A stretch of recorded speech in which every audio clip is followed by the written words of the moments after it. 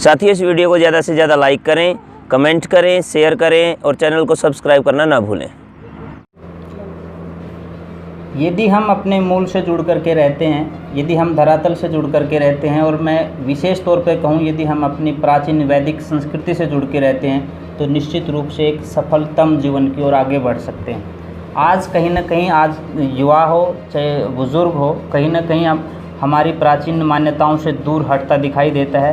और उसका कारण ये है कि आज इस सामाजिक परिवेश में, सामाजिक वातावरण में कहीं ना कहीं हम अपनी उन मूलभूत जो हमारे सिद्धांत थे उनसे दूर हटते चले गए। कहीं ना कहीं हमारा जो मूल वेद था, हम अपने वेद से दूर हटते चले गए।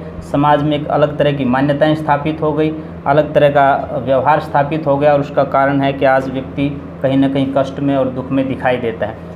किस प्रकार से हम पुनः अपनी प्राचीन वैदिक संस्कृति से जुड़ें, इसलिए आज का ये विशेष कार्यक्रम लेकर के आए हैं। और आज हम प्रश्न उत्तर के माध्यम से इस कार्यक्रम को आगे बढ़ाएंगे।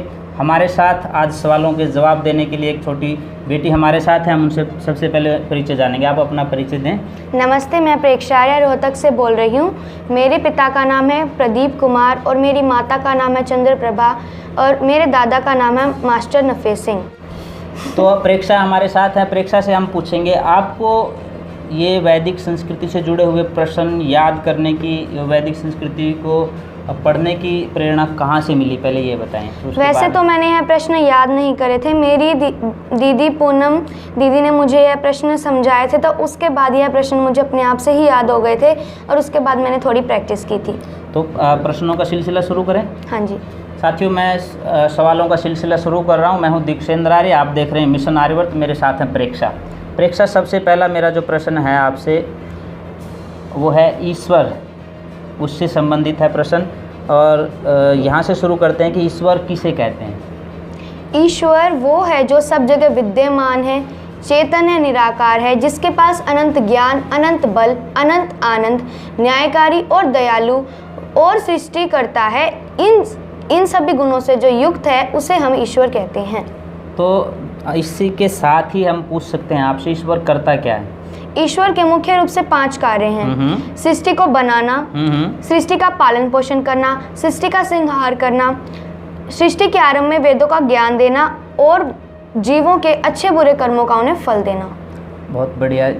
ईश्वर करता क्या है, ईश्वर के कार्य क्या हैं, ये प्रेक्षा ने हमें बताए हैं। मैं अगला प्रश्न पूछ रहा हूँ प्रेक्षा आपसे, संसार को ईश्वर बनाता है या जीव बनाते हैं या वो अपने आप बन जाता है। संसार को ईश्वर बनाता है। जीवों के पास इतना ज्ञान व सामर्थ्य नहीं है कि वे संसार की रचना कर सकें, और प्रकृति स्वयं ज्ञान रहित और क्रिया रहित होने के कारण स्वयं इसका संसार का रूप धारण नहीं कर सकती।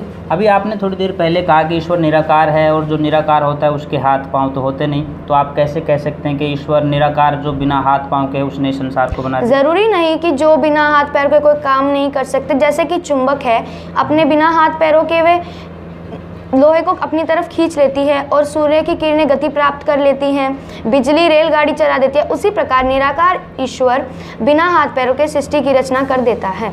तो मैं इसी से जुड़ा हुआ अगला प्रश्न आपसे पूछ रहा हूँ, ईश्वर का कोई रूप, रंग, भार, आकार आदि है या नहीं है। ईश्वर में ये गुण नहीं होते, इसलिए ईश्वर को निर्गुण भी कहा जाता है।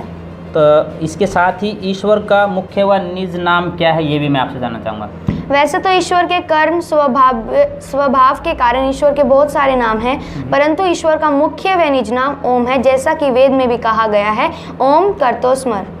ईश्वर के 100 से ज़्यादा नामों की व्याख्या महर्षि दयानंद सरस्वती ने सत्यार्थ प्रकाश के पहले समोल्लास में कर रखी है। यदि आप और ज़्यादा गहराई से जानना चाहें, देखना चाहें, तो आप महर्षि दयानंद जी का सत्यार्थ प्रकाश जरूर पढ़ें, जो लगभग 3000 ग्रंथ पढ़ने के बाद महर्षि जी ने सत्यार्थ प्रकाश की रचना की। लगभग 3.5 महीने में एक ग्रंथ लिख करके उन्होंने तैयार किया था। अगला प्रश्न मैं आपसे पूछ रहा हूँ, ओम का शाब्दिक अर्थ क्या है।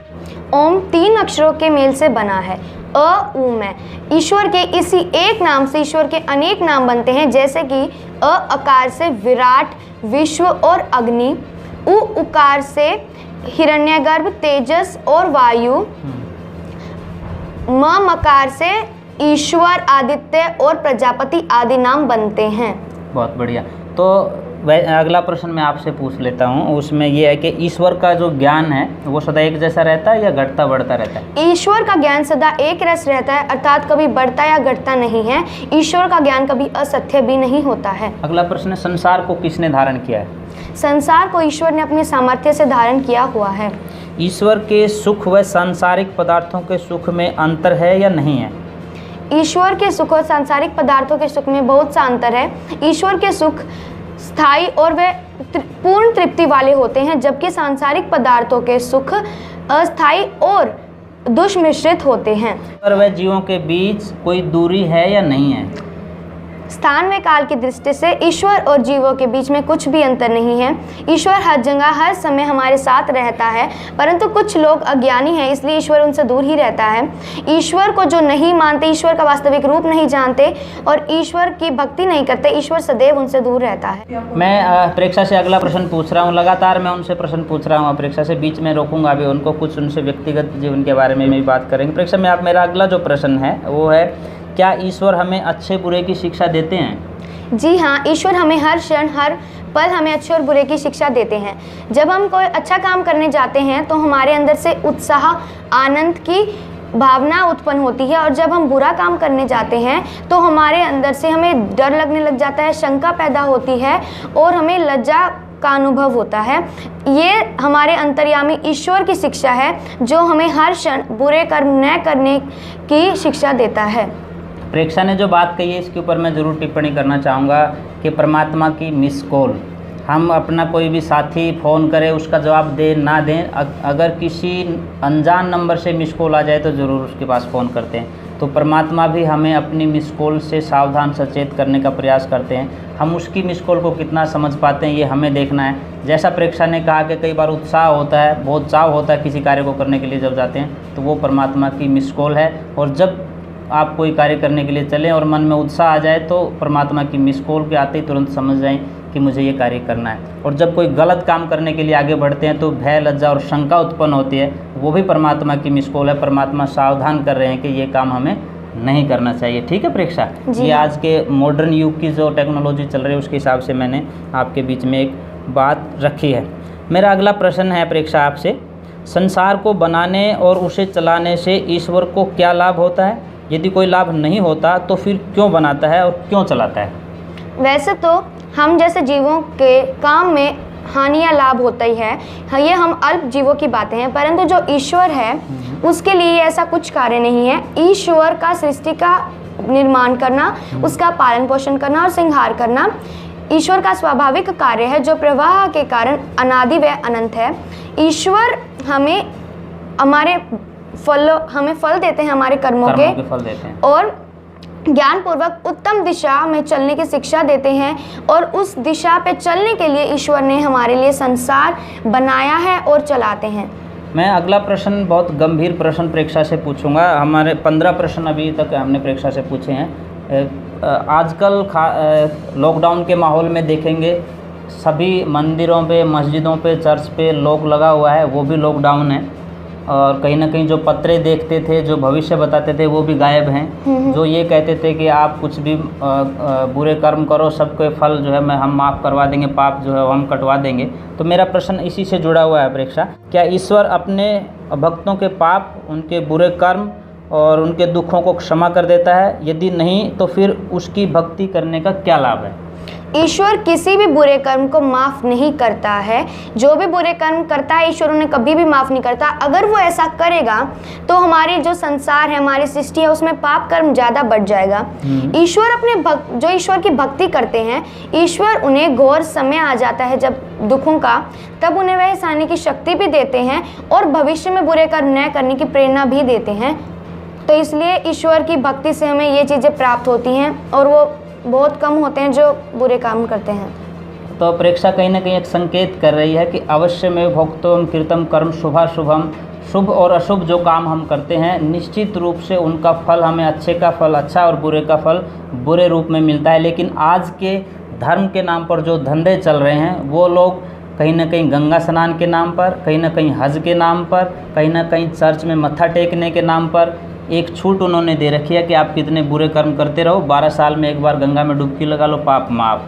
ठीक है, साल भर कितने ही बकरे काटो, कितने ही मुर्गे काटो, और एक बार हज की यात्रा करके आ जाओ, आपके सारे पाप माफ़। आप कितने ही दुराचार दुर्व्यवहार करते रहो और एक बार चर्च में जा कर के एक बार वहाँ अपने आरती या प्रेयर कर लो तो आपके सारे पाप माफ़। लेकिन वैदिक सिद्धांत कहते हैं कि जो कर्म आपने किए हैं उन कर्मों का फल आपको मिलेगा। तो प्रेक्षा जिस तरह से प्रेक्षा ने इस सवाल का जवाब दिया है, मुझे लगता है कि इन्हीं वैदिक सिद्धांत और मान्यताओं को मान करके हम अपने आप को भी, अपने परिवारजनों को भी वैदिक सिद्धांतों की ओर ले जा सकते हैं, जिसकी आज समाज में सबसे ज़्यादा ज़रूरत दिखाई देती है। प्रेक्षा, मेरा अगला प्रश्न है, थोड़ा प्रश्न बड़ा है, उत्तर हो सकता है छोटा हो, लेकिन प्रश्न बहुत बड़ा है।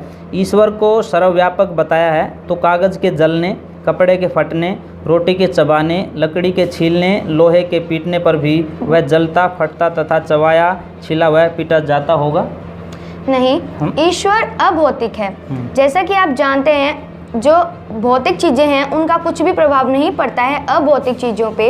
ऐसी चीज़ें जो जलती, फटती या चबाई जाती हैं उन पर ईश्वर को कोई फ़र्क नहीं पड़ता, क्योंकि उन ऐसी चीज़ों में ईश्वर बहुत सूक्ष्म रूप से व्याप्त होते हैं। जैसे कि आकाश जलता फटता और कभी फटता जलता नहीं है, इसी प्रकार से ईश्वर को कुछ भी प्रभाव नहीं पड़ता है जलने, फटने और आदि चीज़ों से। बहुत अच्छा जवाब दिया प्रेक्षा ने। ईश्वर सर्वव्यापक है तो क्या मलमूत्र आदि में व्याप्त होने से वह अपवित्र होता है या नहीं है? जैसा कि मैं आपको पिछले प्रश्न में भी बता चुकी हूँ, भौतिक चीज़ों का कुछ भी प्रभाव नहीं पड़ता है अभौतिक चीज़ों पे। ईश्वर ऐसी चीज़ों में बहुत सूक्ष्म रूप से व्याप्त होते हैं। जैसे कि हमारी जो सूर्य की किरणें हैं, जब वो किसी गंदी जगह या गंद नाले में गिरती हैं तो वो अभी अपवित्र कभी भी नहीं होती। उसी प्रकार ईश्वर भी कभी भी अपवित्र नहीं होता और सदैव ही पवित्र रहता है। मेरा अगला प्रश्न है प्रेक्षा आपसे, ईश्वर पापों को क्षमा करता है कि नहीं करता है? यदि नहीं, वो क्यों नहीं? और क्षमा कर दे तो उसमें क्या नुकसान है, क्या हानि है? ईश्वर किसी भी पाप कर्म करने वालों को या पाप कर्म को माफ नहीं करता है। अगर ईश्वर ऐसा करेगा तो ईश्वर अन्यायकारी बन जाएगा और हमारी सृष्टि पर, संसार में पाप कर्म ज़्यादा बढ़ जाएगा। इसलिए ईश्वर कभी भी किसी को बुरे कर्मों के लिए माफ़ नहीं करते हैं। ठीक है, मैं अगला प्रश्न पूछ रहा हूँ प्रेक्षा आपसे, क्या ईश्वर जीवों के भविष्य की बातों को जानते हैं कि वह कब, कहाँ, किसके साथ क्या करेगा? भविष्य, भूतकाल और वर्तमान, हम जैसे अल्प जीवों की बातें हैं। ईश्वर के लिए केवल एक ही काल है जो कि है वर्तमान। ईश्वर हमारे कर्मों को देखता है और वैसा ही हमारा भविष्य होता है। क्या उस ईश्वर का नाम अग्नि है? जी हाँ, ईश्वर का नाम अग्नि भी है, क्योंकि वह सर्वज्ञ, ज्ञान पूर्वक होने, प्राप्त होने और पूजा करने योग्य होने से उस ईश्वर का नाम अग्नि भी है। ईश्वर को मनु क्यों कहते हैं? ईश्वर को मनु इसलिए कहते हैं क्योंकि ईश्वर विज्ञान पूर्वक स्वरूप धारण किया हुआ है, इसलिए उसको मनु भी कहते हैं। तो प्रेक्षा ने आज के सारे सवालों का बहुत बखूबी सुंदर तरीके से जवाब दिया है, और मैं चाहूँगा आप और भी ज़्यादा प्रश्न याद करें, खास करके वैदिक साहित्य से जुड़े हुए, ताकि आपके जीवन में वो सिद्धांत उतरें और आपसे प्रेरणा लेकर के दूसरे छोटे छोटे बच्चे वो भी सीखें और वो भी हमारी वैदिक संस्कृति से जुड़े। तो साथियों, आपको आज का ये कार्यक्रम कैसा लगा हमें ज़रूर बताएं। कमेंट बॉक्स में लिख करके ये ज़रूर प्रतिक्रिया दें कि इस तरह से जिस प्रेक्षा ने जो जवाब दिए हैं वो कैसा आपको लगा है, उसने कितना प्रभावित आपको किया है, और यदि प्रेक्षा ने जवाब अच्छे दिए, आपको अच्छे लगे, तो क्या आप भी अपने परिवार में छोटे छोटे बच्चों की तैयारी इस रूप में करवाएंगे?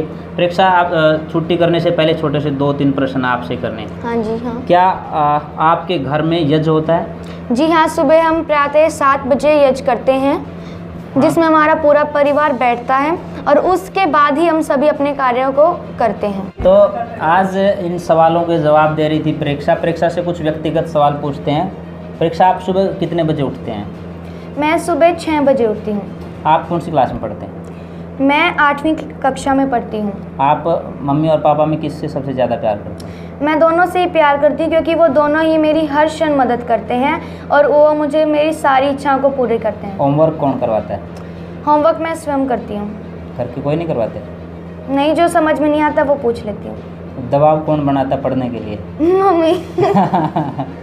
तो कहीं ना कहीं माँ और बेटी का एक अलग से अद्भुत रिश्ता होता है, और उसी रिश्ते के कारण माँ ज़्यादा सजग है कि प्रेक्षा वो और तेज़ी के साथ समाज में आगे बढ़े। प्रेक्षा के उन्नत जीवन की कामना करते हुए आज के इस एपिसोड को यहीं रोकते हैं, और ये विश्वास करता हूँ कि आप इस वीडियो को ज़्यादा से ज़्यादा साथियों तक भेजेंगे, ताकि जिस तरह से प्रेक्षा ने इन सवालों का जवाब दिया है, और ये सिर्फ सवाल और जवाब का कार्यक्रम नहीं, कहीं ना कहीं हमारी प्राचीन वैदिक जो मान्यताएं थी उनकी प्रतिस्थापना इन छोटे छोटे बच्चों के मन, मस्तिष्क और दिमाग में करने का एक छोटा सा प्रयास था। कितना सफल रहा ये आपके ऊपर छोड़ते हैं। देखते रहिए मिशन आर्यवर्त। साथियों, इस वीडियो को ज़्यादा से ज़्यादा लाइक करें, कमेंट करें, शेयर करें और चैनल को सब्सक्राइब करना ना भूलें।